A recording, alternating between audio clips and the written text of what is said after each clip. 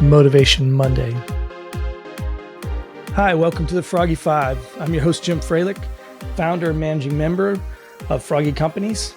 And today I'm super excited to be interviewing Andrew Campbell from Wildhorn Capital.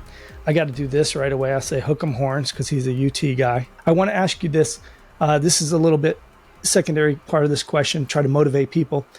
Was there anything specific, you can answer either of these or both, anything specific you've had to persevere through that you're proud of relative to this business? Or is there anything specific that motivates you, either like the work because you love it or what it provides you and your family, or are you trying to do some bigger social justice or good for the world? Yeah. Maybe I'll take you back to kind of the beginning of my real estate journey to help answer that. So I kind of 2007, 2008, I started investing in deals. What drove that was I was not living I'd left home. I was living out of state. I moved back home because my dad got real sick and had a big brain injury.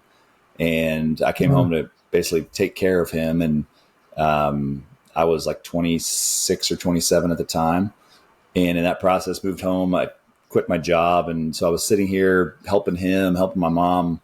I was like, I don't know what the heck I'm going to do. At some point, I'm going to have to get a job and kind of figure out going forward. But that event kind of certainly changed the trajectory of my life. But I also was like, hey, I need to find something that can create some passive income, because I don't know what his future is going to look like, or how much time I'm going to need or want to take care of him, and et cetera, et cetera. And so that was like probably the linchpin, pivotal moment, and changed the direction of my life. I don't probably get into real estate. I was always interested in it before that, but I hadn't taken action. But that, certainly big life changing event prompted, okay, I need to go actually figure something out.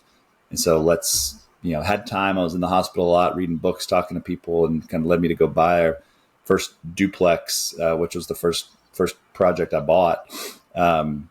But it was based on an idea of hey, I don't really have any choice but to start taking some action, and I need to create passive income. And then since then, it's just been, it's become an obsession and a passion. And I think I've realized I love the deal making aspect of it. I love that it's not complicated, as hard and sophisticated as people want to make it sound. And, the zeros get a lot bigger, and you say, oh my gosh, it's, how many thousands of units and the values of the properties, but it's still, will somebody come and rent this unit or this building for that price point? And is there cash flow? And do you have the right leverage point? It's not much more complicated than that, which I think has given me the confidence to continue to go look and attack deals, bigger and bigger deals, and say, hey, keep simple, keep the basics, and treat people right. Both your investors, your residents, that it's a business you can scale, and it continues to be a lot of fun. So that's Absolutely. Just kind of how it's been how we've grown and what the trajectory has been. All right, great. Well, thanks, Andrew, for sharing that personal, that very personal event. And it's a great example of how someone's life can turn on a very specific event, and you find yourself in an area that maybe you wouldn't have otherwise gone to. And I understand what you're saying about the being addicted to deal making. I'm definitely addicted to deal making. I've underwritten a couple thousand deals in the last few years. I find myself just analyzing deals sometimes. I'll be 2 hours into something, oh, I'm supposed to be doing this, but I just got myself caught up in this deal because they're constantly coming in your box, and I get that aspect of it. So it is kind of addictive. And then in terms of the complexity of it, I agree. I'm amazed. I had a 25-year career. I was an Air Force officer. I had a systems engineering background. I did a lot of difficult work in my life, and I earned a good living over years. And my life goal, because I started poor, was to make $100,000 someday. When I was 15 in 1985, I couldn't imagine anything beyond that. A guy makes $100,000, probably living on a yacht. He's in a mansion. This is my world view at that time, right? I didn't realize. And I hit that goal at age 29 as a consultant. And I was like, oh, then I discovered taxes, right? And I was like, okay, now it's the next level. And I just, so I was always comfortable, middle-class family, raised two sons, and then got into the real estate world. and I made a lateral move. It was interesting because that was my challenge, was like, how do I make a lateral move without like just giving up everything and creating this time? I'm not in my 20s. I'm not going to start building.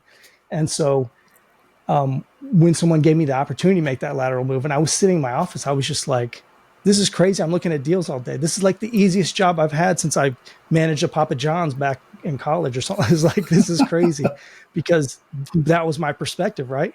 So now I'm like a kid in a candy store. I know it's not like that easy, right? I've since discovered that's not like the first times you hit on a blackjack table and you think it's all going to be winning. I've discovered, the darker side of this as well, but it's an amazing business. So I see that you have a passion for what you do. Hey, thanks for having me on. If anybody else wants to find out more about what we're doing, please come to froggycompanies.com. Check out our 3 different business areas. We also have the Froggy Fund 1 that's now open for up to $18 million. We're going to be investing that $18 million across a diverse number of assets, cash flowing and ground up.